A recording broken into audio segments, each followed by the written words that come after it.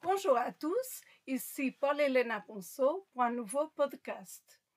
Et dans ce podcast, on va vous parler du reset. Mais bien évidemment, on ne va pas parler du reset qu'à un seul niveau. Exactement. Ça sera on va en parler à plusieurs niveaux. Au niveau individuel et au niveau collectif. Donc, il y a des informations nouvelles dans ce podcast qu'on n'a jamais dites auparavant. Donc, restez en ligne. Voilà, restez Jusqu'à la fin du podcast. Mais avant de continuer, on voulait vous annoncer que Paul Ponceau organise un webinaire le samedi 17 mai de 18h à 22h. Donc, si ça vous intéresse, ça sera sur la fragmentation de l'âme. Exactement. Et ça sera notamment sur la thématique de la fragmentation d'âme, mais ça va aller bien au-delà de ça, puisqu'on va montrer que notre âme est une commodité qui est trafiquée par les entités non humaines, que ça soit dans cette vie et dans l'au-delà. Et on montrera que l'âme est une commodité, une monnaie d'échange entre diverses civilisations d'entités non humaines.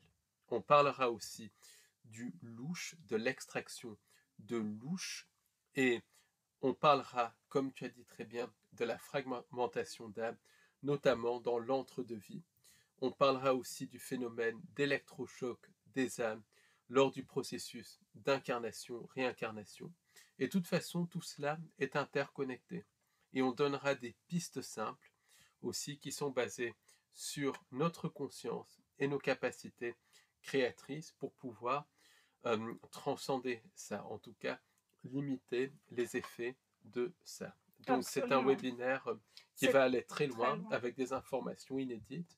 Il reste des places, donc si ça vous intéresse, inscrivez-vous, je mettrai le lien juste en dessous. Donc dès que vous vous inscrivez, sous 24 heures, je vous envoie le lien pour pouvoir participer à ce webinaire. Et je vous le dis tout de suite, ça en vaudra la peine. Absolument, parce que ça va très loin et Paul fait le lien avec plein de choses, parce que si on ne fait pas le lien, c'est incomplet. Et là, avec Paul Ponceau, c'est vraiment, on arrive à très bien comprendre et à faire le lien, et c'est vraiment très important. Et on voulait vous annoncer aussi qu'on a sorti notre livre, ça s'appelle La matrice archontique et le piège temporel. Rien que le titre, ça veut dire beaucoup, beaucoup de choses, n'est-ce pas, Paul? Exactement. Donc, ce livre est disponible sur notre site librairiedubonheur.com et sur notre site au-delà de l'illusion.fr. Donc, je mettrai le lien pour vous le procurer juste en dessous de ce podcast. Et c'est un livre où je vais vraiment très, très loin, où je donne des informations inédites et qui est up-to-date puisque je l'ai terminé vraiment fin mars. Donc, à la fois, je parle des événements récents de l'actualité, je parle aussi de la nature de la réalité, du temps, des pensées intrusives, du vampirisme psychique, de la possession, des abductions, de la crypto. Enfin, il y a énormément de choses et je montre que tout est interconnecté. Absolument. Donc, allez-y, prenez notre livre qui est disponible sur notre site librairiedubonheur.com et sur notre site au-delà de l'illusion.fr. Alors, sachez aussi que le dimanche 18 mai 2025, donc voyez, on ne va pas chômer ce week-end, on organise une visite guidée conférence à Paris de 13h à 18h sur le thème des Templiers. Et on montrera que les Templiers n'étaient pas ce que décrit l'histoire. Loin d'être les défenseurs de la veuve et de l'orphelin, les Templiers étaient connectés à diverses sociétés secrètes, au contrôle mental et à la magie noire. Et on montrera que le contrôle mental est connecté aux entités sans âme et à la magie noire. Et on parlera des sociétés secrètes et des faces exotériques et ésotériques. Donc, c'est vraiment un vaste programme. À chaque fois, c'est un vaste programme et on va très, très loin. Et encore une fois, c'est très convivial. On garde vraiment l'esprit humain parce que c'est la rencontre entre nous, c'est visiter les lieux, c'est voir les symboles et tout cela, ça fait que on est dans un contexte Oui, c'est différent très, et voilà, c'est ça. voilà, C'est pas c'est synthétique, très c'est intéressant. quelque chose où il y a vraiment de Voilà, l'interaction et tout ça, donc oui, c'est super c'est vraiment intéressant. garder cet Et esprit-là puis il y a beaucoup d'échanges entre aussi, nous. puisque beaucoup de participants à ces visites guidées conférences, comme au webinaire du reste, Oui, ont énormément de choses à chose à dire, dire, oui, de absolument. témoignages et tout, donc c'est vraiment un moment pour Très intéressant. partager, c'est très convivial. Donc, Donc, venez, si ça vous intéresse vraiment, venez. C'est alors le lieu de un rendez-vous, lieu, c'est au square Vert-Galant, oui, donc 15 place du Pont-Neuf, Paris 1er arrondissement. Et le métro pour y accéder, c'est le métro Pont-Neuf ou le métro Saint-Michel, ligne 4. Le RER, c'est le RER Saint-Michel, ligne B ou C. Donc le lieu de rendez-vous est devant le square Vert-Galant, le dimanche 18 mai 2025 à 13 13 ans. h. Donc Donc, venez nombreux. Si c'est vous êtes très de clair. passage sur Paris ce jour-là, venez nombreux. Ou si vous n'êtes pas de passage, si vous êtes loin, vous pouvez venir aussi. Ah oui, Donc, bien vous évidemment. serez les bienvenus. Exact. Vraiment, ça sera avec grand plaisir de vous rencontrer. Oui, parce que Et pour ces vraiment, visites guidées conférences, on a eu des personnes ceux qui qui sont sont venues venus de très très de loin, Belgique, du Portugal. On a eu quelqu'un qui est venu du Portugal. oui, Une personne est venue de Bretagne, du oui. sud de la France Donc, aussi, c'est d'Espagne. Donc, comme c'est c'est ouvert vraiment, à voilà, tout le c'est monde. ça qui est génial Donc, vous aussi. pouvez venir de toutes parts, Donc, en en tout cas, fait. je remercie tous les participants à Oui, ces visites parce que c'est vraiment très des super intéressant. moments. Et c'est vraiment, j'adore les faire, comme les webinaires, Oui, comme les absolument. Et conférences, puis, comme on n'a que des très bons retours. Et vraiment, soutenez-nous parce que vraiment, on a besoin de votre soutien. Vraiment, parce que pour continuer ce travail, parce que pour ce travail, rien qu'un podcast, c'est beaucoup d'investissement, c'est beaucoup de travail, beaucoup de recherche, c'est beaucoup de temps, c'est beaucoup d'énergie et c'est vraiment beaucoup de choses en même temps. Même si ça paraît pas, c'est vraiment pas toujours évident. Donc, vraiment, soutenez-nous par les webinaires, par votre présence à nos conférences, par votre présence aux visites guidées, par les livres. Vraiment, merci et merci de continuer. et merci à tous les abonnés de la chaîne. Oui, Merci aussi aux abonnés de notre site internet. Donc, absolument. Merci gratitude vraiment à à vous tous. tous. Et c'est très important. Et aujourd'hui, Paul, on va parler du reset. Et le reset, ce n'est pas ce que l'on pense, parce que je pense que c'est bien plus vaste que ça. Donc, moi, ça m'intéresse beaucoup, personnellement, au niveau individuel et au niveau du quotidien. Est-ce que tu peux nous parler déjà, Déjà, qu'est-ce qu'un reset? on va décomposer les choses. On va parler de ce qu'est le reset. Oui. Ensuite, on va parler des resets collectifs et du reset qui est en train d'avoir lieu à l'heure actuelle. Et ensuite, on parlera des resets individuels parce que c'est très très important pour bien comprendre ce système de contrôle, Oui, c'est parce de que comprendre les resets. le reset, on a l'impression que c'est au niveau collectif et de grands événements. Est-ce que c'est ça ou pas Bah, du tout? ça peut être ça. En fait, le reset, j'ai fait une définition ici, c'est une modification totale d'une timeline collective ou individuelle. Donc, dans le cas d'une timeline collective, c'est plus que des grands événements, c'est toute la timeline est modifiée, que ce soit le passage du temps, les constantes de la physique, tout est modifié, littéralement. Est-ce que Même c'est spectaculaire ou pas du tout? c'est spectaculaire sans l'être. Pourquoi? Parce que très souvent, le reset s'accompagne d'une reprogrammation du subconscient. Donc les gens se retrouvent dans une autre réalité sans rien Comprendre. comprendre et sans même se rappeler de l'ancienne réalité. Alors, le reset, pour bien comprendre le thème, c'est vraiment le film Dark City, qui est le meilleur film qui aborde le thème du reset. Le reset, c'est comme ce qui se passe dans Dark City, où des entités modifient la réalité tous les jours, toutes les nuits. Et là un reset, c'est ça. Les inserts holographiques dont on a parlé dans le dernier podcast, c'est des modifications mineures de la timeline et dont certaines personnes se rappellent. Là, le reset, c'est une modification absolument majeure de la timeline. Mais Et est-ce qu'on se rappelle de ces certaines modifications? personnes s'en rappellent, d'autres ne s'en rappellent pas. Et puis, un reset individuel, c'est quand notre timeline individuelle est modifiée. Là, ce n'est pas des grands événements, c'est une personne dont la réalité va être totalement modifiée.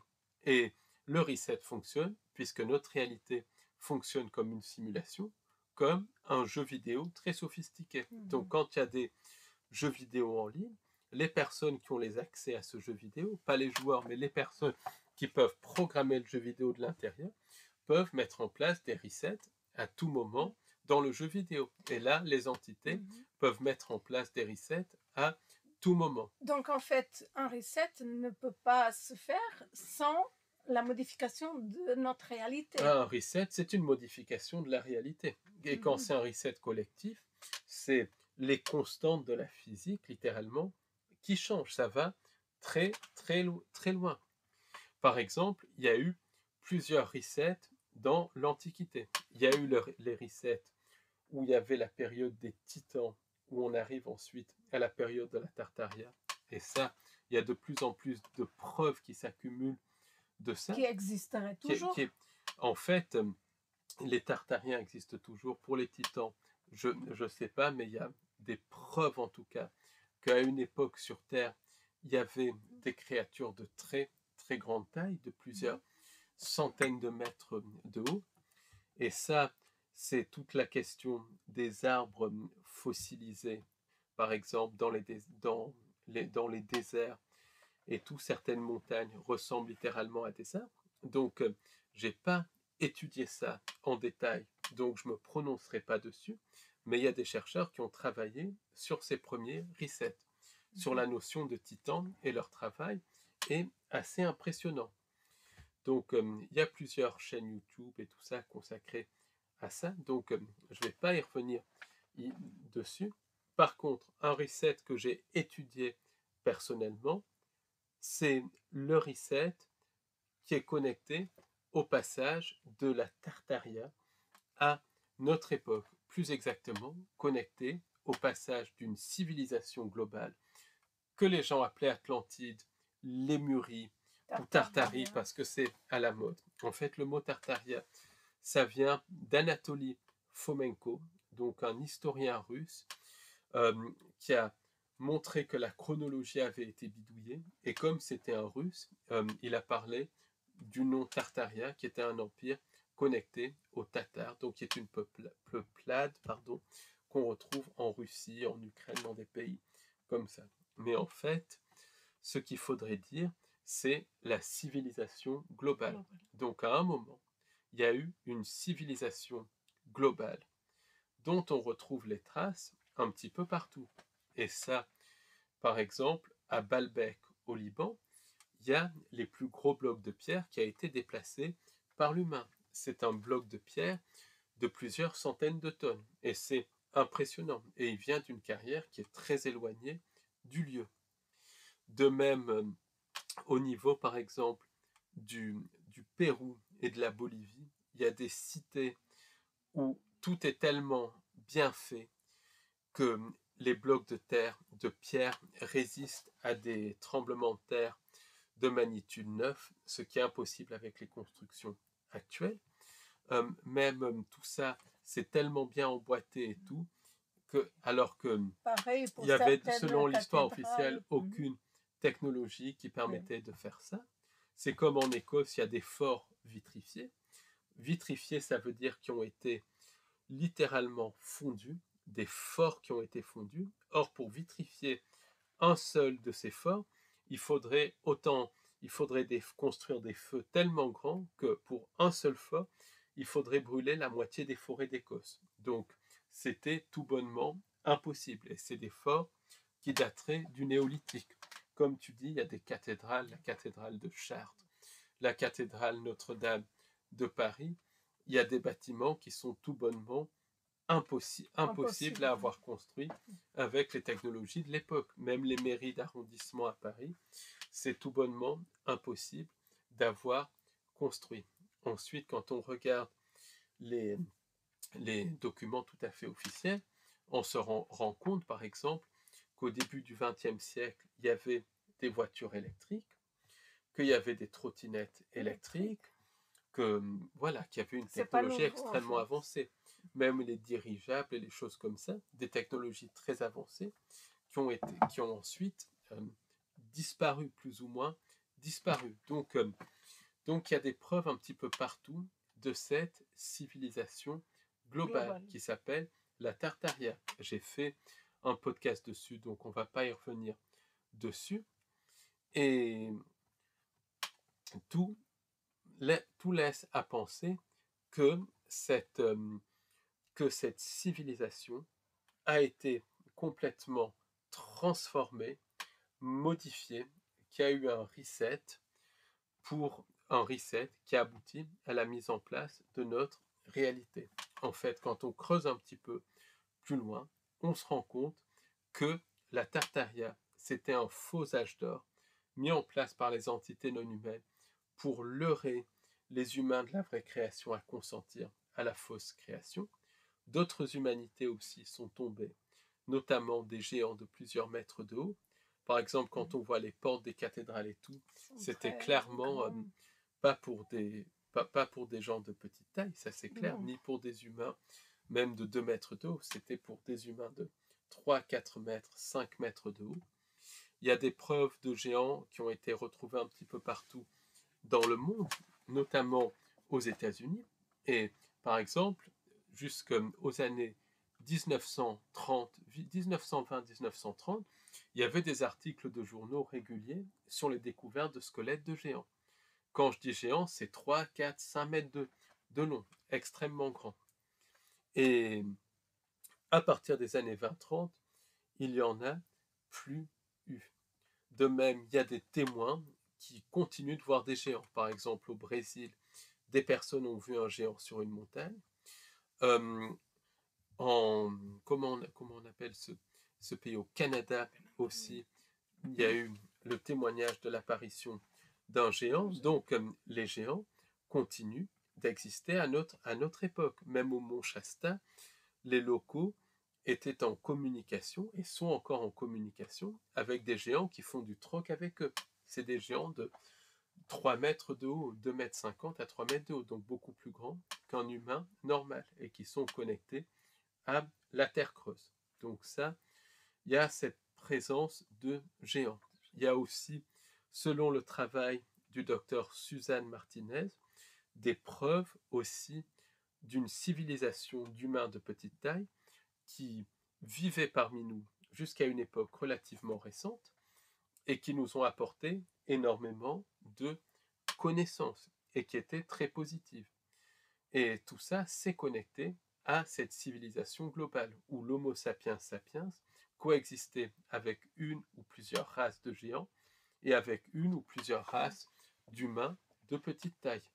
Ces humains de petite taille, ça explique qu'en Amérique latine, il y a des pyramides qui font une centaine de mètres de haut. Par contre, la porte d'entrée, elle est grande un peu même 60-70 cm de haut. Donc personne peut y rentrer sauf si on rampe.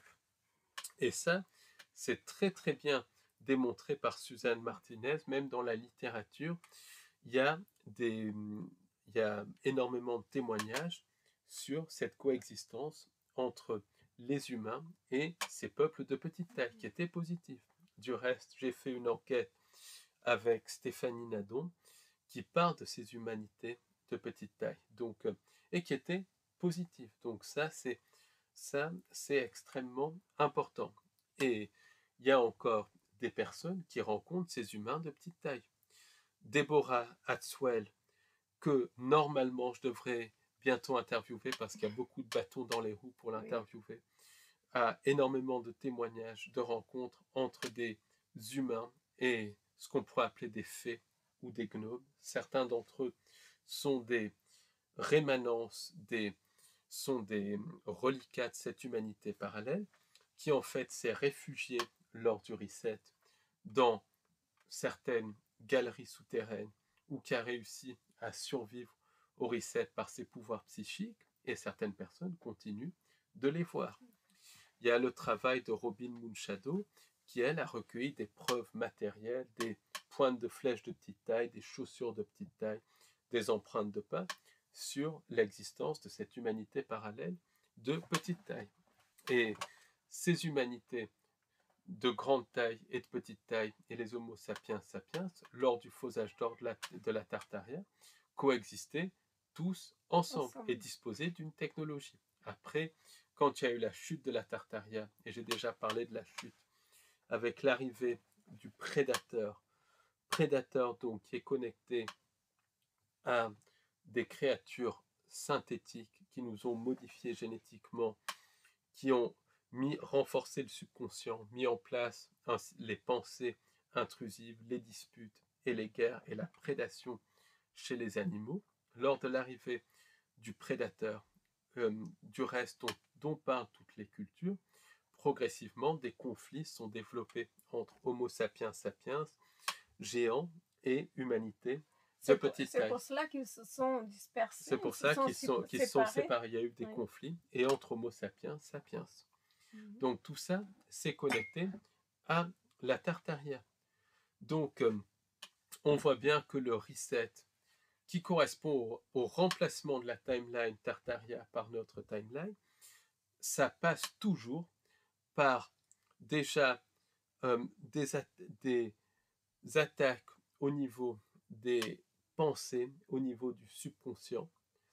Ça passe aussi par des modifications génétiques, et ça passe aussi par les pensées intrusives et la mise en place de chaos contrôlé par les entités sans âme pour que le canevas de réalité que l'on crée vibre bas, pour que les entités puissent projeter la nouvelle timeline. Le reset aussi, c'est toujours précédé de manipulation de la réalité. Autrement dit, la réalité est toujours modifiée progressivement avant un reset pour que la réalité soit adaptée au changement de timeline. Un peu comme avant qu'un jeu vidéo soit modifié, l'ancienne version est parfois modifiée pour que la nouvelle version puisse se superposer plus facilement. Ensuite, quand le reset a lieu, là, c'est un remplacement de la timeline par une autre. Et en gros, notre timeline, c'est une timeline synthétique qui a remplacé la timeline Tartaria. Et est-ce que ça s'est fait progressivement ou bien ça a été fait d'un coup?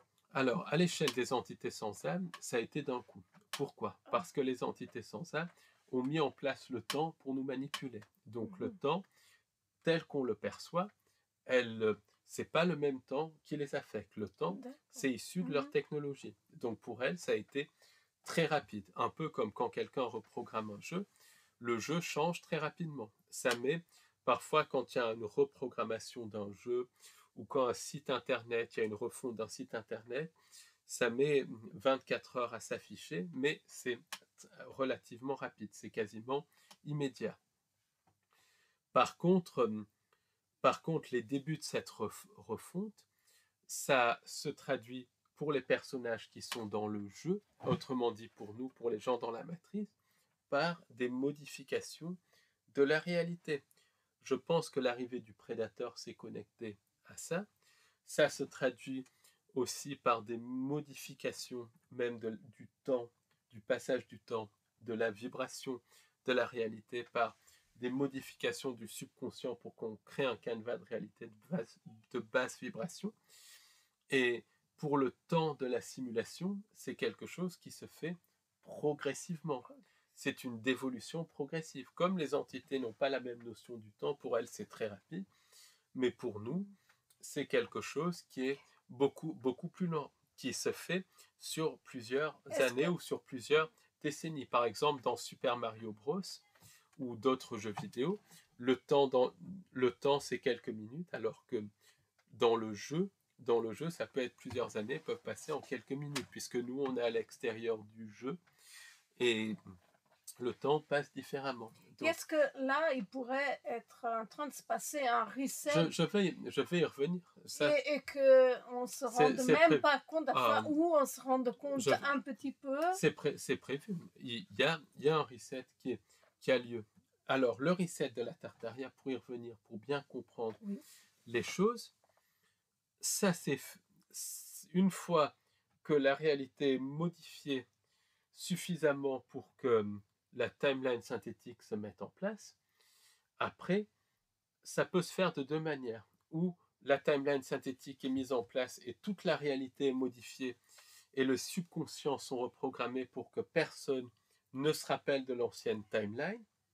Donc ça, ça a pu se passer comme ça. Ensuite, pour mettre en place des mythes et tout ça, des traces d'un cataclysme ont pu être programmées dans la réalité pour faire tourner les gens autour du pot. Donc, l'hypothèse de la coulée de boue, c'est peut-être une expression de ce reset, où ça a pu être reprogrammé par les entités pour nous faire un peu tourner autour du pot. Parce qu'un reset, quand on lit les cas, quand on étudie les cas de reset individuel, c'est comme ça, c'est quelque chose qui est extrêmement rapide, pas spectaculaire. Donc au niveau collectif, ça peut être quelque chose, tac, tout est modifié d'un coup, et pour nous faire tourner autour du pot, les entités peuvent mettre en place des traces de cataclysme et tout. Donc, peut-être que certains géants et certains petits peuples qui avaient des pouvoirs psychiques plus développés ont ressenti ce reset et d'une manière ou d'une autre se sont protégés en partie des conséquences du reset parce que la réalité est modifiée. On ne peut pas se protéger des modifications de la réalité, mais on peut se protéger par exemple des conséquences de la modification de la réalité, puisque, et ça c'est dans les textes anciens, quand cette timeline a été mise en place, la lumière a été modifiée, la lumière a été changée. Autrement dit, le soleil qui fonctionne comme un plasma a été changé. Donc on peut penser que les géants sont associés aux galeries souterraines, même le petit peuple est associé aux galeries souterraines, donc peut-être qu'ils étaient au courant de ça, et que ceux qui n'ont pas été massacrés se sont réfugiés dans les galeries souterraines pour se protéger. Tout ça, par contre, les modifications du temps, des constantes, ça, et personne n'y peut rien. Et les soi-disant élites, les empereurs de la Tartaria, les lignées sataniques qui ont été mises en place par modification génétique, qui continuent du reste de nous diriger aujourd'hui, au moins au niveau des 5 sens, avec les entités sensibles, elles aussi ont été au courant du reset, et le sommet de ces lignées se sont protégés en se réfugiant dans les galeries souterraines pour se protéger de la modification de la luminosité. Mais en tout cas, tout a été impacté par le reset. Et le paradoxe, c'est que s'il y a une reprogrammation du subconscient au même temps, personne ne se rend compte de rien. Alors, est-ce que la même chose est en train de se passer à l'heure actuelle? Pour moi, oui, absolument. On peut penser que à l'heure actuelle, se passe plein de choses, mais simplement, il y a une hypnose énorme. Et on peut peut-être s'apercevoir un petit pourcentage. Pour beaucoup de gens, mais les gens pensent que le reset, c'est les Davoseries, les choses comme ça. Voilà, c'est une petite partie, mais le reset, c'est une modification totale de la réalité. Mais pour que cette réalité soit modifiée, il faut modifier la perception des gens pour nous faire créer un canevas de réalité de basse vibration, parce que les resets, c'est toujours une dévolution pour qu'on fournisse plus de louche aux entités non humaines. Ça passe toujours par mettre en place du chaos, ensuite faire venir un faux sauveur externe pour prendre l'énergie de dévotion des masses. Et c'est toujours le même modus operandi. D'une certaine façon, c'est le modus operandi. Ensuite, quand assez d'énergie a été récoltée par le chaos, par le programme du faux sauveur externe par le chaos, la dévotion et la désillusion aussi, parce qu'il crée de la désillusion. Une fois que l'énergie suffisante est récoltée, la réalité est modifiée, parce qu'il faut de l'énergie pour modifier la réalité. On parlera de tout ça dans le webinaire de samedi, du 17 mai. Donc, pourquoi je disais ça? Parce que notre perception est en train d'être modifiée. Il y a eu beaucoup de rituels à grande échelle, notamment un rituel qui a eu lieu en 2001 et un autre entre 2020 et 2023, dont je ne parlerai pas ici. Et tous ces rituels ont eu comme but de vampiriser l'énergie des masses pour fournir de l'énergie pour ce reset. En même temps, la perception est modifiée. Comment la perception est modifiée? Par tout ce qui tombe. Voilà, il suffit de regarder en haut pour bien comprendre que ça modifie. Ensuite, certaines choses contenant des nanotechnologies aussi, certaines nanotechnologies modifient également la perception. Ça, c'est évident. La nourriture est modifiée, donc ça modifie complètement la perception. Et il y a des nanotechnologies qui modifient la perception. Quand la perception est modifiée, forcément, notre façon de créer la réalité est modifiée. Donc, on crée un canevas de réalité pour littéralement que le reset puisse être projeté. Ça, c'est une chose. Ensuite, la réalité elle-même est modifiée. Comment la réalité est modifiée? Des projets comme l'expérience de Philadelphie, Montauk, CERN et tout ça, ça modifie complètement la réalité.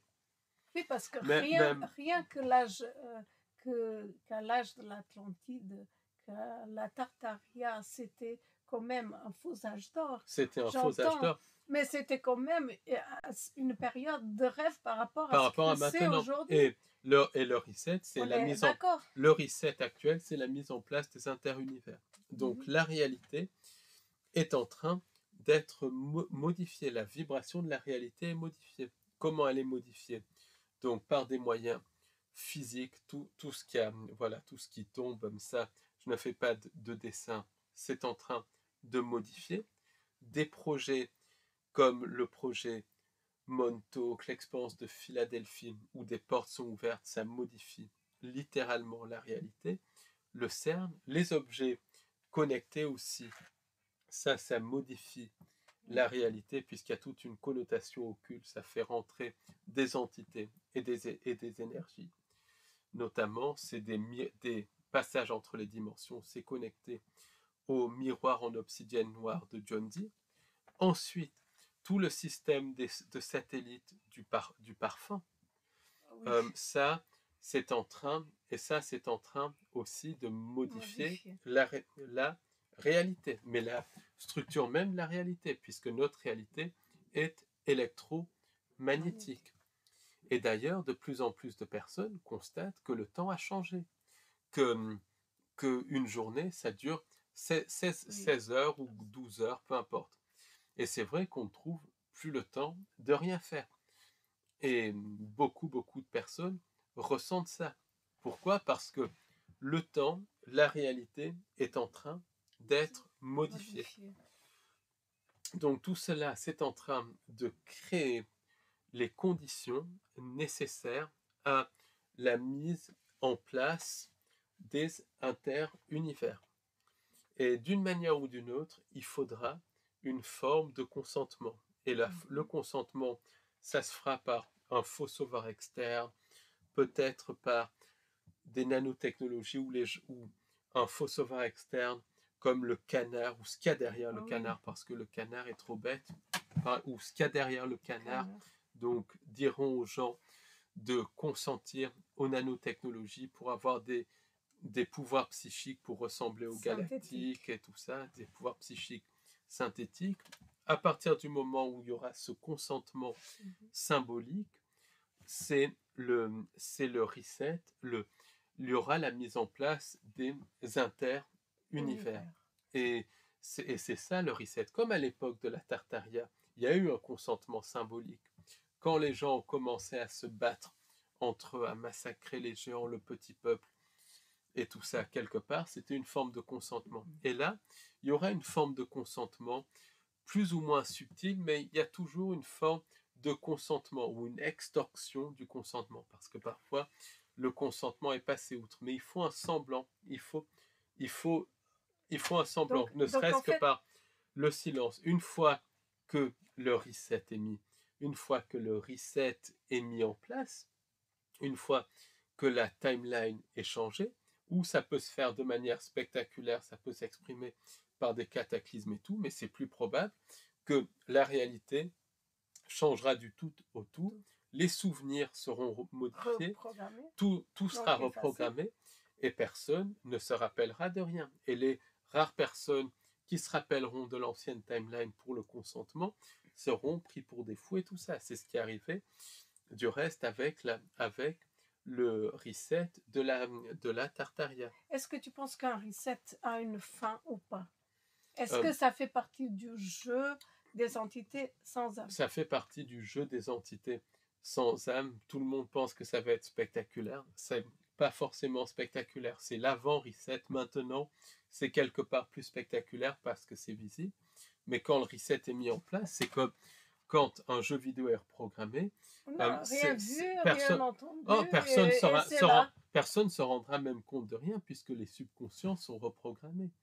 Euh, L'histoire individuelle et collective sera modifiée. C'est comme par exemple,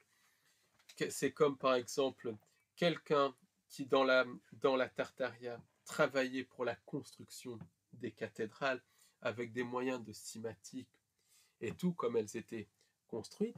Quand il y a eu le reset, la personne s'est retrouvée dans une timeline synthétique à être un bâtisseur de cathédrales selon la version officielle ou peu importe, ou bâtisseur de... Mais il ne se rappelait pas du tout d'avoir disposé de ces technologies.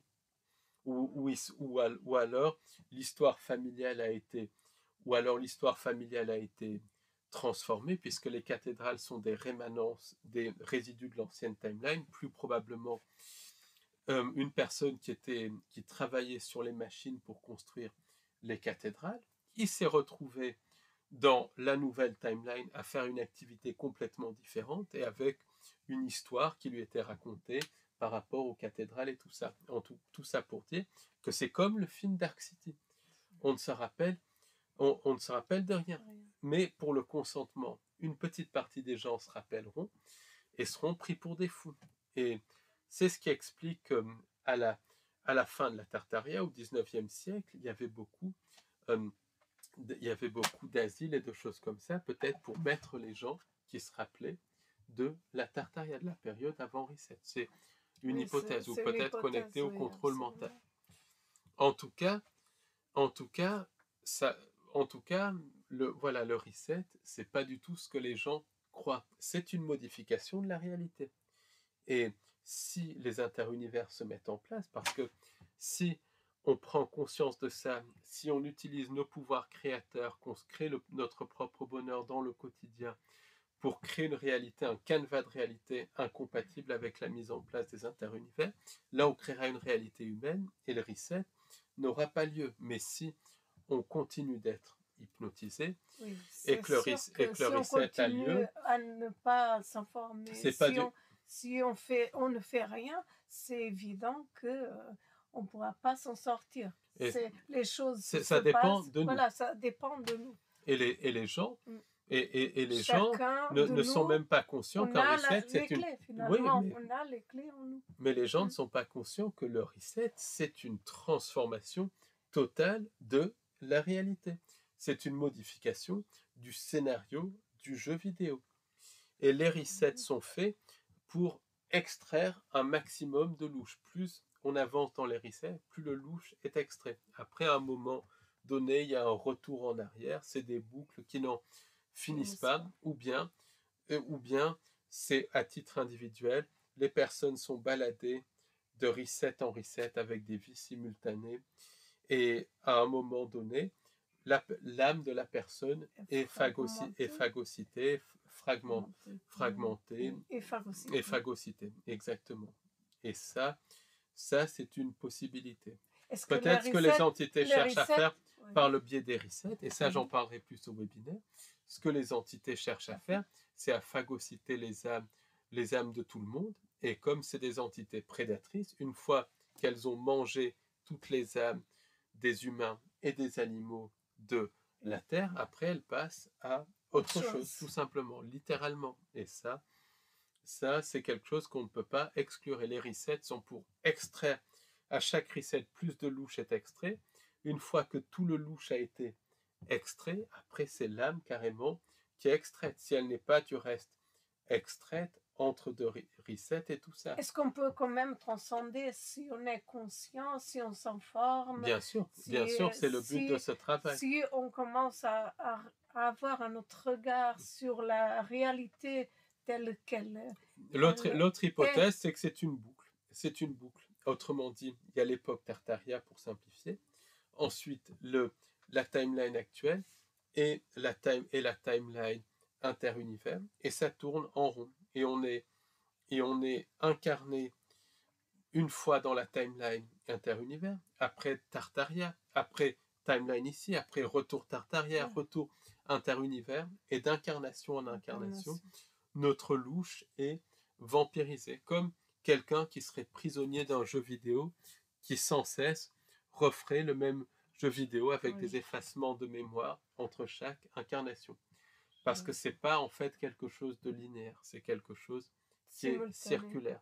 Tout est simultané. Donc il ne faut pas voir le reset comme linéaire, il faut voir le reset. Il faut voir l'époque du reset comme une époque où les gens sont incarnés dans cette époque quand ils ont fait suffisamment de tours pour être vampirés, pour avoir l'âme phagocytée. Quoi qu'il en soit, les périodes, quoi qu'il en soit, ils peuvent aller même à l'époque de la Tartaria, ils peuvent aller dans d'autres époques. Exactement. Et le reset, disons que c'est une période où l'âme, s'il y a beaucoup d'incarnations, de réincarnations dans le reset, voire une incarnation dans les interunivers, l'âme est phagocytée, c'est connecté au phagocytage de l'âme. Donc en fait, ce que je pense, c'est que par exemple, quelqu'un par exemple qui décède qui est décédé en 1800, il peut très bien se réincarner en 1600 à l'époque de la Tartaria, si les entités le jugent, ou bien il peut se réincarner en 2000, donc dans la période pré-reset, et ça peut être comme ça. Et ensuite, quand les entités auront extrait tout le louche de cette personne, toute l'énergie psychique de cette personne, et un maximum de fragments d'âme pour extraire le reste de l'âme, hop, il incarne dans le reset, puisque les interunivers sont incompatibles avec l'âme. J'ai une question. C'est un peu compliqué, mais on est dans des termes d'autres dimensions. C'est ça.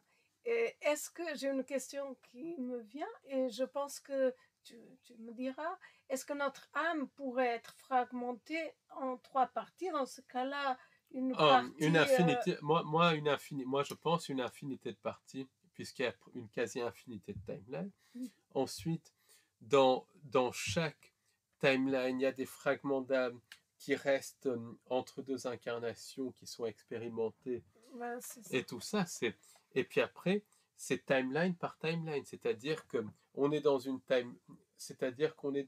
timeline proche du reset, mais il y a des timelines moins proches du reset et tout ça. Et même ça veut rien dire, puisque c'est des boucles, tout est simultané. Donc en gros, on est à la période, on est incarné à la période où les entités sont en train de mettre en place le reset, elles sont en train de le mettre en place, mais en même temps, il est déjà là, puisqu'elles sont au-delà du temps, comme un jeu vidéo. Le temps est différent. On est un personnage dans un jeu vidéo qui a un niveau du jeu vidéo et qui pense que l'autre niveau n'est pas encore là, alors qu'il existe déjà pour le joueur du jeu vidéo. Est-ce qu'on peut comparer à, par exemple, un temps, par exemple, sur le téléphone ou l'ordinateur, où tu vas ralentir et on va voir ce temps-là tout doucement, bien sûr. Tout doucement. C'est comme dans un film, ou même tu vas même pas le voir. Bien sûr, c'est ça. Donc, si je parle en termes linéaires, en fait, il faut le voir en termes autrement que linéaires. Mais notre cerveau est conçu pour voir les choses de manière linéaire. C'est pour ça que j'emploie des termes linéaires. Mais en fait, c'est un peu différent. Mais bon, globalement, il y a une dévolution et de vie en vie, un phagocytage de l'âme, sauf si l'on prend conscience de ça et qu'on fait le travail sur nous pour créer une réalité humaine dans l'ici et maintenant. À ce moment-là, quand on crée une réalité humaine, comme on a une connexion divine, on n'est plus dans la dévolution. Est-ce qu'on ralentit le reset si on fait un travail sur nous, ou bien est-ce que ça en fait, c'est autre chose que le ralentir. Le reset est là. Mais disons qu'on crée un canevas de réalité qui est incompatible avec la réalité projetée. Donc, on commence à projeter notre propre réalité. Donc, si on vibre au-delà d'un certain seuil, les entités ne font plus partie de notre réalité. En fait, et même déjà, si on vibre en chouïa au-dessus, elles font peut-être partie, mais moins quelqu'un qui vibre au niveau des entités. Il y a des cas. Il y a une dame qui vient aux conférences, qui ne sait ni lire ni écrire parce qu'elle avait des problèmes de dyslexie qui n'avaient pas été diagnostiqués. C'est une dame qui a un certain âge, mais on lui passe le bonjour si elle nous écoute, mais elle est comme quelqu'un de 40 ans, alors qu'elle a vraiment un certain âge. Et c'est un truc de fou, un dynamisme, une joie. Joyeuse, elle est toujours dans la joie. Et elle, on voit très clairement qu'elle est moins atteinte que la moyenne par les entités. Et pourquoi ? Parce qu'elle se crée son propre bonheur. Elle se crée en partie parce que, bien évidemment, on est atteint, mais c'est le début d'un processus de se créer une réalité qui vibre au-delà de ces entités. Et on peut y arriver au niveau de fil en aiguille, au niveau individuel et au niveau collectif. Et après, à un moment donné, si on se crée notre propre bonheur, si l'on devient conscient des entités, si l'on discerne par rapport aux pensées intrusives qui nous leurrent à consentir aux entités justement et qui extorquent notre consentement, et si l'on soigne les blessures pour que les entités ne puissent pas s'engouffrer dans les brèches, ça fait partie du travail sur soi. On finit par créer une réalité qui vibre au-delà de ces entités. Ça, c'est très, très important à dire. Donc, la solution, c'est la conscience et les pouvoirs et nos pouvoirs créateurs.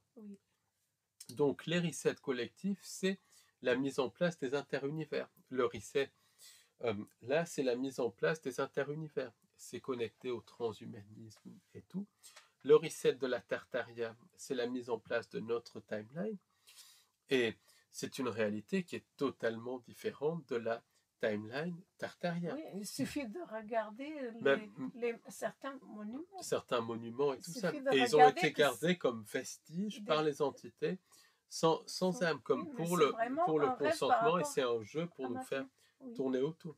Quand on lit les rares récits qui restent, qui ont des enseignements de la Tartaria, comme même la Bible et tout ça, même si ça a été trafiqué, les textes sacrés, les grands mythes et tout ça, qui sont plus que des mythes, à mon avis, ils sont beaucoup moins anciens qu'on ne le dit, encore qu'on ne peut pas savoir puisque le temps a été trafiqué, mais ils parlent d'humains qui vivaient 800 ou 1000 ans. Pourquoi ? Parce que le temps était différent et la vibration était différente. Donc, un reset, c'est ça, c'est le transhumanisme et tout, c'est la préparation au reset, mais ça va bien au-delà de ça. Et même les cataclysmes, pour moi, c'est des programmes qui sont mis pour faire croire que reset et cataclysme sont associés, c'est encore autre chose. C'est comme, je vais rester simple, mais c'est comme quand il y a un jeu vidéo en ligne et qu'il y a une refonte de ce jeu vidéo en ligne, comme quand un site internet est complètement refondu. Un reset, c'est ça, voilà. Je reste simple. Alors, beaucoup de gens parlent de reset collectif. Maintenant, et je sais que c'est ça qui t'intéresse, il y a des resets individuels. Oui, voilà, c'est ça qui m'intéresse. Voilà, ça m'intéresse les deux, mais au niveau individuel, c'est intéressant parce que si on fait chacun de nous un travail sur soi, on arrive à modifier la vibration. Alors, les inserts holographiques, c'est justement des petits changements dans le quotidien. Ou dans, Oui, par exemple, dans un dernier podcast, il y a quelque temps, sur les inserts holographiques, j'ai fait il y a à peu près une semaine, tu te rappelles, oui, exact. euh, j'avais parlé du petit garçon qui s'était retrouvé dans une timeline sans sa maman. Là, c'est Oui, déjà un changement tellement grand que c'est plus un reset qu'un insert holographique. exact.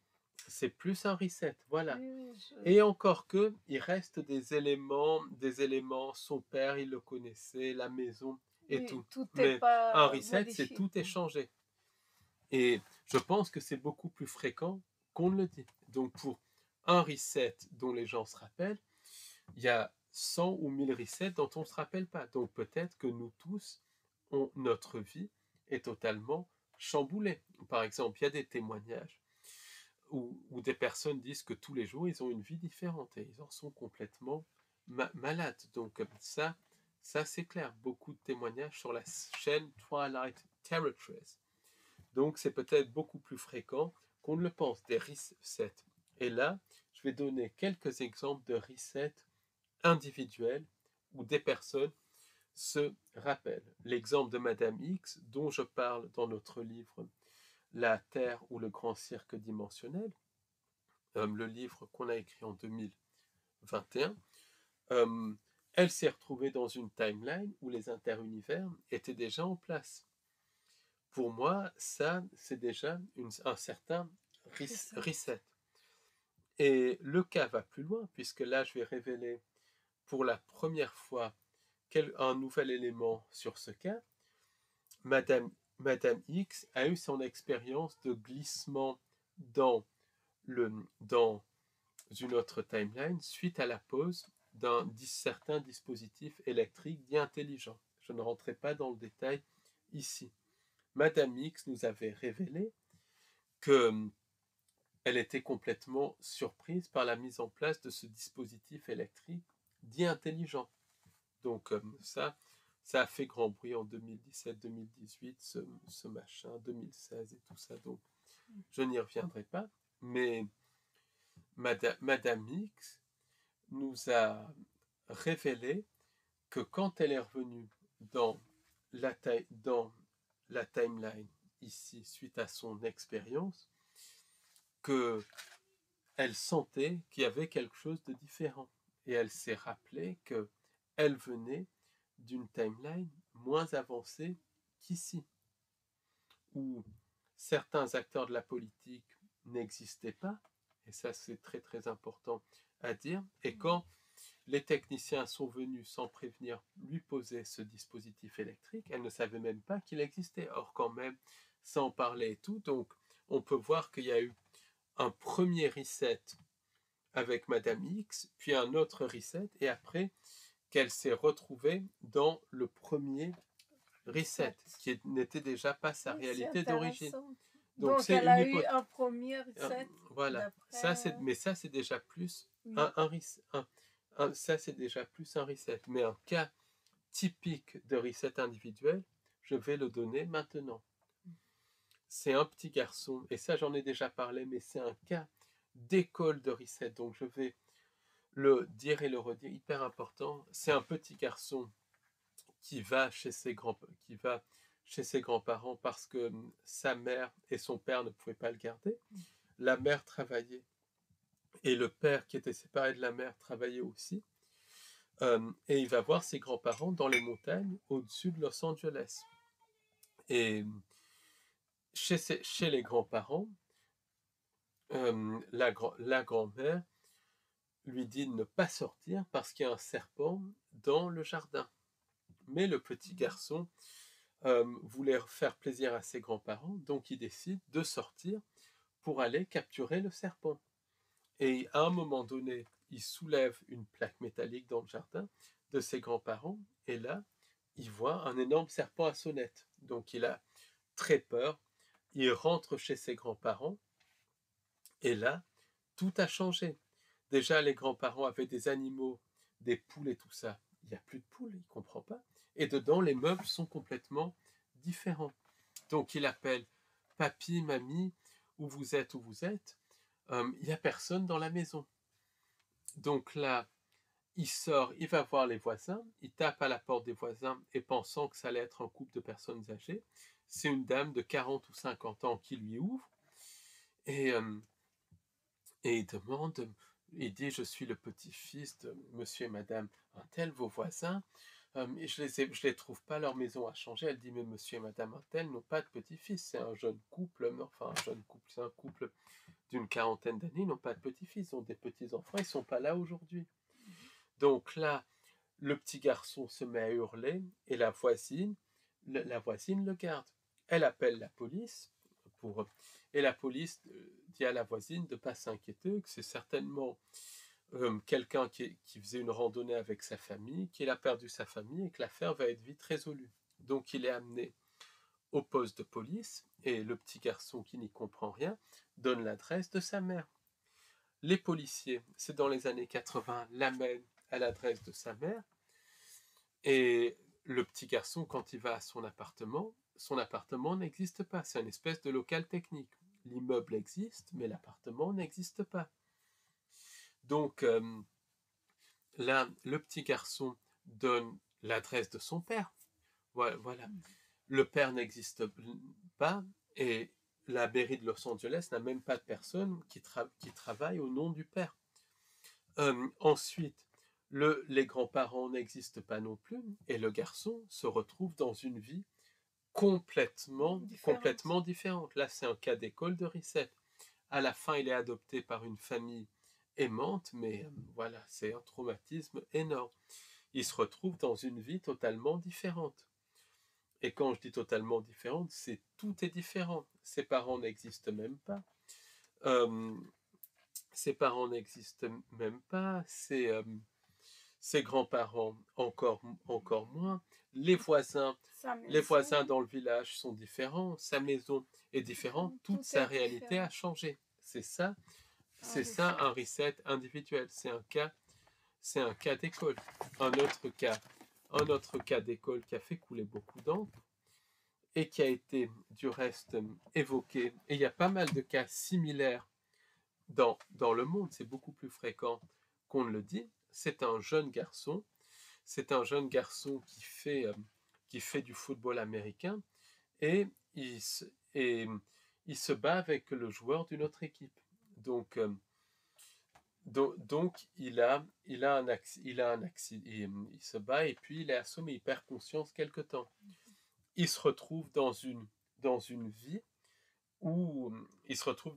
complètement différente, où il se marie, où il a des enfants et tout. Et un jour, la réalité lui semble différente.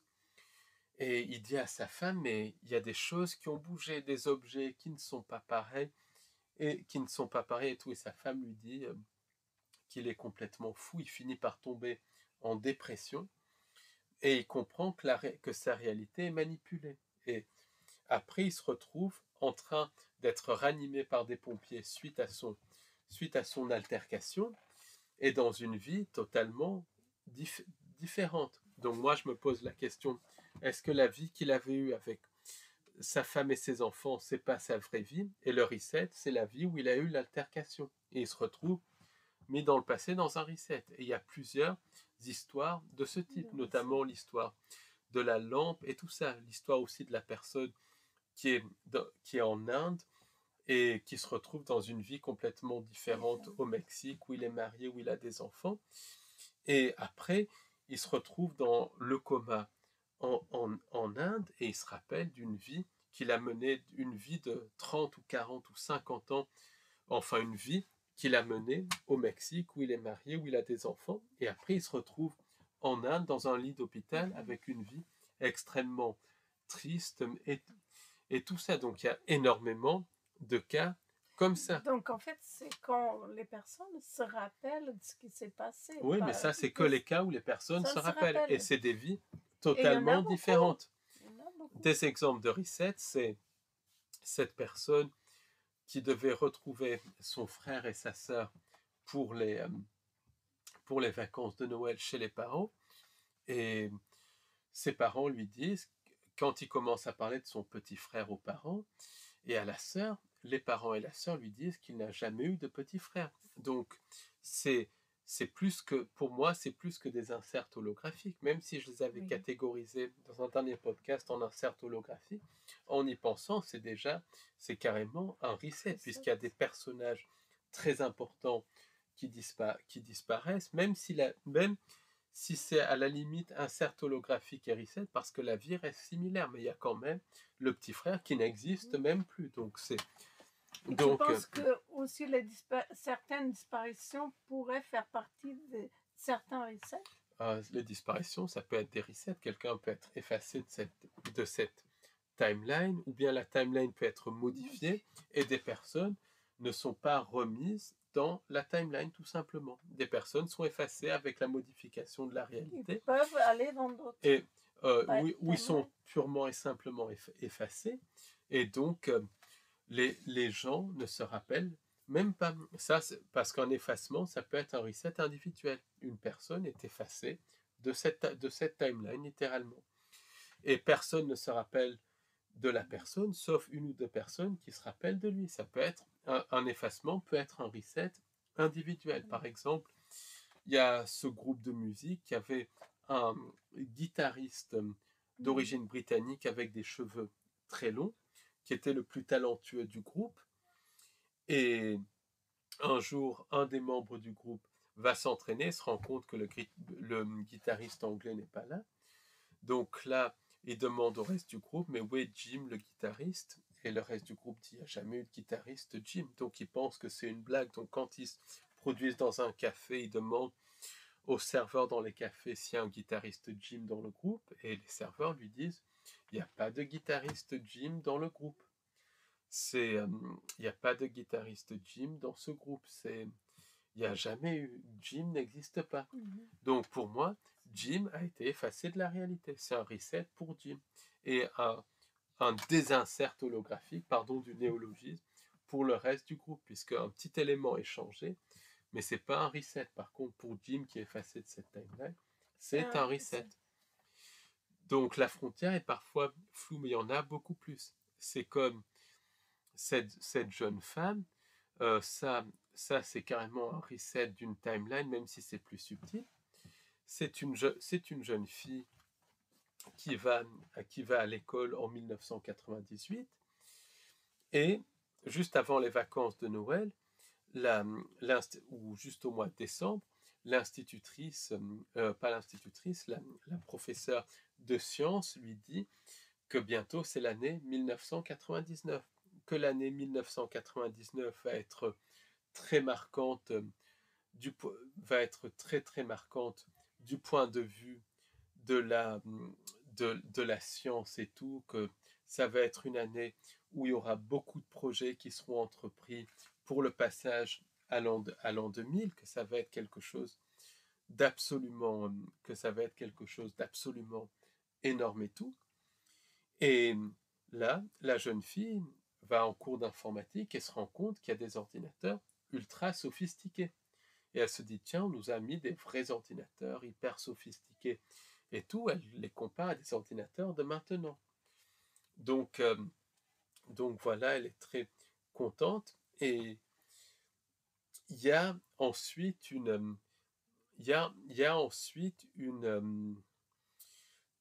ensuite arrive l'année 1999 et il y a tout un espèce de dynamisme énorme pour l'année 1999. Personne ne parle de bugs de l'an 2000, tout le monde parle de projets scientifiques et tout. Et elle commence à se rendre compte qu'il y a des technologies hyper avancées, et elle s'en rend compte après coup pour l'année 1999. Mais en tout cas, ce qu'elle sent, c'est qu'il y a une énergie, une joie, et qu'il y a un projet scientifique qui concerne la planète Mars. Et même quand elle va dans la rue de sa ville et tout ça, il y a toute une ébullition, il y a toute une fierté. Même aux journaux télévisés, ça ne parle que de science, mais dans un sens vraiment très positif, de projets scientifiques, d'expéditions scientifiques, les gens sont très, très, très heureux. Un jour, à la fin de l'année 1999, elle va à l'école et elle est vraiment contente d'aller à l'école parce qu'il y a un projet de science sur le long terme qui est fait avec son école qui concerne la planète Mars et les futures expéditions sur la planète Mars. Donc elle est vraiment contente de le faire et tout. Et il y a un espèce de pont à traverser pour aller à son école et elle se rend compte que le pont n'existe pas. Donc elle se dit c'est très bizarre, il y avait un pont ici, bon j'ai dû me tromper. Et puis après elle traverse un autre pont, elle va à son école. Et là, elle se rend compte que que le pont, et que l'école est différente, que il y avait des fresques, avec des programmes spatiaux dans le couloir de l'école. Les fresques ont changé. Il y a des petits changements subtils. Donc ensuite, la professeure leur donne un cours d'informatique et elle se rend compte que les ordinateurs sont à nouveau vieux. Donc elle se dit, tiens, ils ont remis les anciens ordinateurs, c'est bizarre.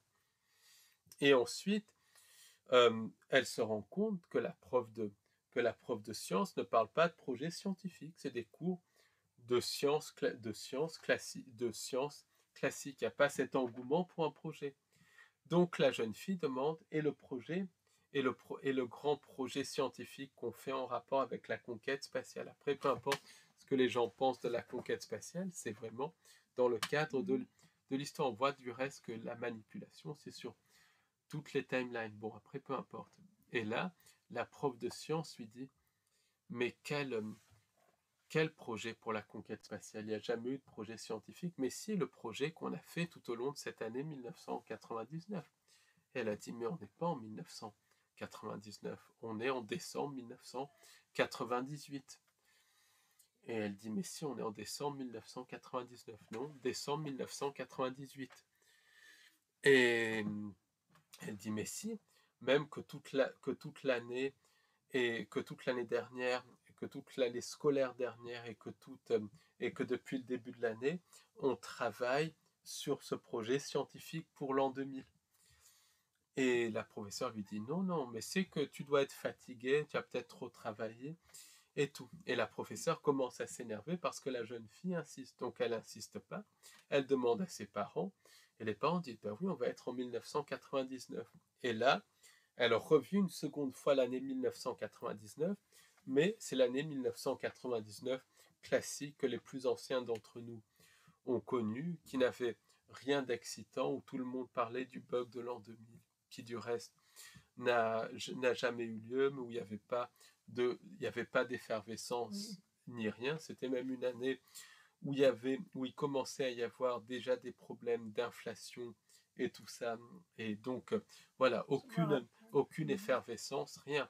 Au contraire du pessimisme par rapport à ce bug qui n'est jamais arrivé. Déjà peur, il y avait déjà une peur et tout ça. Et ce qu'elle a dit, c'est que elle s'est retrouvée dans une réalité où l'énergie était complètement différente. Sa vie n'était pas différente, mais l'énergie, la vibration était complètement différente. Donc en fait, elle a vécu 2 fois la même année. Elle a vécu 2 fois la même année, mais de 2 manières complètement différentes, où l'énergie était différente. Donc là, on peut vraiment parler, je pense, d'un reset.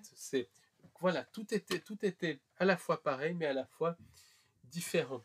Et les resets, ça peut expliquer pourquoi la voyance échoue. Parce que s'il y a un reset et que la personne, s'il y a un reset que les entités programment dans le futur d'une personne, le voyant peut voir le futur d'avant le reset, ce qui explique pourquoi la voyance peut échouer dans certains cas, et aussi la manipulation des entités. Mais donc voilà, les resets, ça explique pas mal de choses. Et ce qu'on peut dire, et c'est une hypothèse, c'est que les resets individuels, dans certains cas, sont connectés au ciblage en réseau, puisque le ciblage en réseau est connecté aux entités sans âme et à des sociétés secrètes et à des lignées sataniques, et elles disposent de technologies capables de modifier, manipuler la réalité. Et on peut se demander si des personnes ciblées n'ont pas eu toute leur vie complètement reprogrammée, modifiée. Certaines sont conscientes, d'autres non. C'est une hypothèse. Mais Carissa Conti parle de la connexion entre ces manipulations de la réalité, les abductions et le ciblage. Donc, je pense que c'est un paramètre très important et intéressant que l'on ne peut pas nier. Tu penses qu'il y a des recettes plus ou moins brusques pour des personnes ciblées que d'autres sont moins ciblées? Moi, je pense qu'il y a un tirage au sort et que pour les entités, c'est un espèce de jeu pervers et à la fois une grande expérimentation selon des personnes ciblées pour extraire le louche. Et je pense qu'il y a des tirages au sort, des jeux entre les entités et certaines personnes ciblées vont avoir littéralement des resets, d'autres vont avoir d'autres choses ou d'autres choses. Et certaines sont conscientes du reset. Je me demande si, par exemple, le cas du jeune garçon qui est conscient de la manipulation de la réalité, c'est absolument abominable ce qu'il vit, si c'est pas un reset connecté au ciblage. Je peux me tromper, mais ça peut être lié. Ça peut être lié. Et dans un reset individuel, comme dans un reset collectif, il y a toujours des signes avant-coureurs pour qu'on crée la réalité. Par exemple, pour le petit garçon, le signe avant-coureur, c'est le serpent, avec tout le symbolisme qu'il y a. Pour une personne qui, a suite à un accident, s'est retrouvée dans une vie totalement différente, un des signes avant-coureurs, c'est une lampe qui changeait d'aspect dans son salon. Comme s'il y avait des signes avant-coureurs pour le consentement et qui sont là aussi, qui sont le témoin quelque part que la réalité est en train d'être modifiée un petit peu quand il y a une refonte d'un site. À un moment donné, il y a l'ancien site, puis progressivement, le nouveau site internet se met en place. C'est ce que je me pose. Et est-ce que tu penses que par notre conscience, on arrive à voir certains de ces signes? Je pense que par la conscience, on peut. Mais après, est-ce qu'on est capable de faire le travail sur soi pour transcender ça? Ça, c'est une autre histoire. Mais je pense qu'on peut voir les signes et qu'on peut prévenir ça si on en prend conscience et si on fait un travail sur nous et qu'on crée une réalité incompatible avec le reset. Alors moi, ce que je pense, c'est une hypothèse, c'est que ces resets et ces inserts holographiques sont beaucoup plus fréquents qu'on ne le pense et que les réalités de personnes sont changées partiellement par des inserts holographiques ou totalement, mais que c'est beaucoup plus fréquent. Voire, on a tous notre réalité changée par insert holographique et par reset.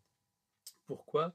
Parce que les entités, elles cherchent à extraire un maximum de louche. Donc si une réalité n'extrait pas pour les entités un maximum de louche ou d'énergie de dévotion, parce qu'elle vampirise aussi l'énergie de dévotion, elle modifie la réalité. Et très souvent, heureusement du reste, la personne ne s'en rappelle pas. Et les modifications, ça peut être des inserts holographiques ou une modification totale de la réalité individuelle.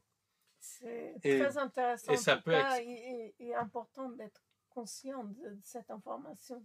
Et ça peut expliquer pourquoi on est tous à la recherche de quelque chose. On est tous en recherche de quelque chose qui très souvent n'existe pas. Ou bien on cherche quelque chose. On cherche quelque chose, mais on ne sait pas trop quoi. Il y a aussi beaucoup de gens qui sont en attente d'un sauveur externe, en attente de quelque chose. Et c'est la plupart d'entre nous. Est-ce que cette attente, le fait qu'on recherche des choses qu'on ne sait pas trop quoi, est-ce que ça ne serait pas connecté justement à ces resets où on recherche par exemple une timeline d'avant où le louche était moins extrait? C'est une hypothèse que je lance, mais est-ce que ça ne serait pas ça?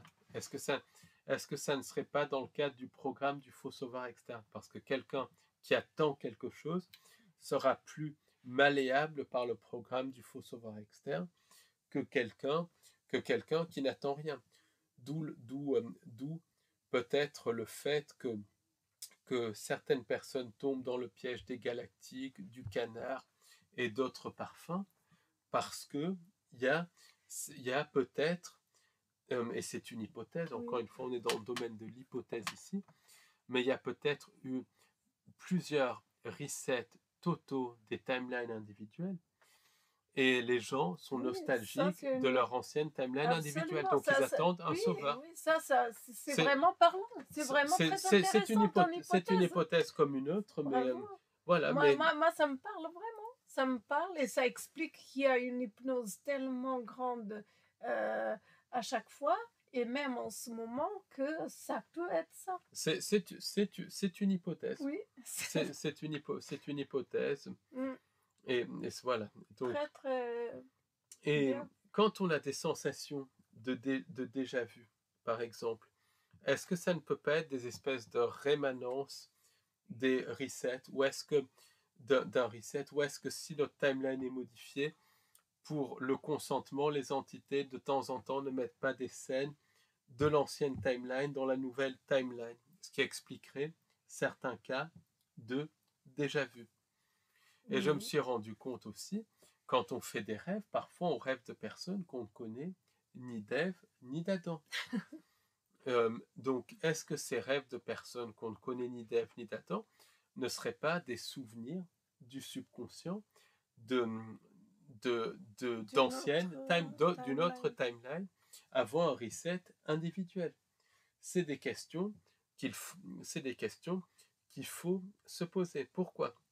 Et il y a des chercheurs qui, qui expliquent que justement, qui expliquent que justement les entités nous manipulent par le biais des rêves. Et si, justement, par l'intermédiaire de rêves, ils ne nous faisaient pas revenir à la surface quelques bribes d'anciens resets individuels pour justement nous créer une nostalgie et ensuite nous manipuler avec le programme du faux sauveur externe. C'est une Oui, c'est une hypothèse. hypothèse, mais c'est une hypothèse très très intéressante que tu viens d'exposer. Voilà, Oui, mais c'est ça, mais c'est très parlant. il y a énormément de choses, il y a énormément de choses dans cette notion de reset. Donc, comme vous l'avez vu, les resets, c'est totalement différent de ce que pensent beaucoup de gens. Tout ce qui est le reset, le reset connecté à Santa Claus, voilà, Santa Claus, vous Ah savez oui, bien qui c'est, Santa Claus, l'ami de Monsieur Z et Monsieur Poutine, ainsi que de Monsieur Parfum et de Monsieur Canard, c'est tout le même groupe. Le reset, c'est au-delà de Monsieur Klaus, de ah oui, Santa oui. Claus, ça c'est clair. Ça va bien au-delà de Santa Claus. Ça va bien au-delà des Davosseries et des Oui, choses comme ça. absolument.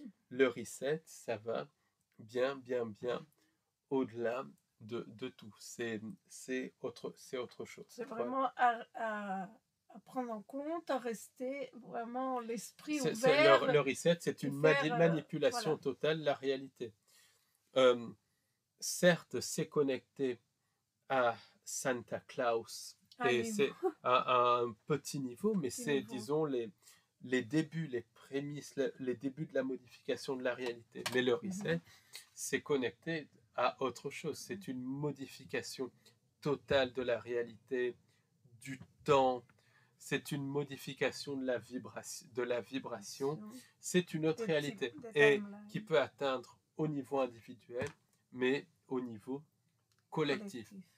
Et ce que je pense, c'est que d'une manière ou d'une autre, les entités doivent nous leurrer à consentir, extorquer notre consentement, parce qu'elles extorquent. Donc, pour les resets individuels, en tout cas, je pense qu'il y a toujours des signes avant-coureurs. Comme tu l'as très bien dit du reste tout à l'heure, ça peut être des espèces de glitch, des synchronicités dans notre réalité, des choses comme ça. Donc c'est à nous d'essayer de les discerner. Après, ça peut être aussi connecté même à des pensées intrusives, certains rêves et tout ça. Donc si ça arrive, c'est pas du tout Ignorer, c'est c'est être pas ignorer, c'est d'être justement, conscient, puisque d'être les entités conscient. n'ont pas de prise sur la conscience. C'est prendre Oui. conscience de ça. Et une fois qu'on a pris conscience de ça, c'est se créer son propre bonheur pour vibrer au-delà des entités sans âme. Parce que tous les dégagements, les exorcismes, les choses comme ça, et tout ce qui nettoie, entre guillemets, les entités, ne fonctionne pas s'il n'y a pas un travail sur nous. Si on n'élève pas notre vibration, ça ne fonctionne pas. Et si on a... Donc, c'est très, très important de se créer son propre bonheur dans le quotidien. Et vibrer Pourquoi? un Un cheveu cheveu au-delà des au-delà. entités. Pourquoi? Parce que comme on a une connexion divine, on peut vibrer jusqu'à l'infini, mais les entités ne peuvent pas vibrer au-delà d'un certain seuil, parce qu'elles n'ont pas de connexion divine. Donc c'est à nous de se créer notre propre bonheur individuellement, en se faisant des petits plaisirs tout simplement Au quotidien. En faisant un travail sur nous pour prendre conscience des entités, pour aussi prendre conscience des pensées intrusives, ce qui vient de nous, ce qui vient de l'extérieur, pour aussi empêcher les entités de nous attaquer par les pensées intrusives en soignant nos blessures, les failles en fait, puisqu'on a tous, oui. on a tous des failles, donc failles. ça c'est très très important, ça passe par une prise de conscience, ça c'est très important, et par l'information, d'où l'importance de l'information. Ensuite, l'autre chose, c'est vraiment se créer son propre bonheur dans le quotidien, en se faisant plaisir, ne serait-ce qu'en buvant un café avec un ami, en prenant même un verre, en allant au cinéma, en étant conscient, en faisant un gâteau. Il y a quelqu'un qui est heureux de faire des gâteaux, que je salue du reste, qui écoute souvent nos podcasts. Et donc, que des petites choses comme ça. Qui avait fait un gâteau, du reste, à la dernière visite guidée, qui était très très bon. Donc, c'est des petites choses comme ça. Ça paraît peu, mais c'est beaucoup, puisque à chaque fois, on élève notre vibration. Et les entités ne peuvent pas élever leur vibration au-delà d'un certain seuil. Mais nous, on peut. Donc, de fil en aiguille, individuellement, on crée un canevas de réalité incompatible avec la manipulation des entités. Ensuite, c'est transmettre ça à un maximum de personnes, ne serait-ce que par des sourires, des actes d'empathie, tout simplement en étant à l'écoute, en restant humain, parce que tout cherche à déshumaniser la société. Donc, par des petites choses simples pour que individuellement et collectivement, on crée un canevas de réalité incompatible avec les entités sans âme et surtout la réalité projetée par les entités sans âme, pour qu'on crée en fait une réalité humaine. Et je pense que la clé, c'est la conscience et nos capacités créatrices. Et le bonheur. Et le bonheur. Et l'amour. Exactement. Merci beaucoup de nous avoir écoutés. Et continuez de nous soutenir, c'est très important. Abonnez-vous, likez et continuez à nous soutenir. Et à très bientôt pour un nouveau podcast. Merci beaucoup, au revoir, à bientôt. Merci à vous tous et merci à tous nos abonnés. Au revoir. Absolument.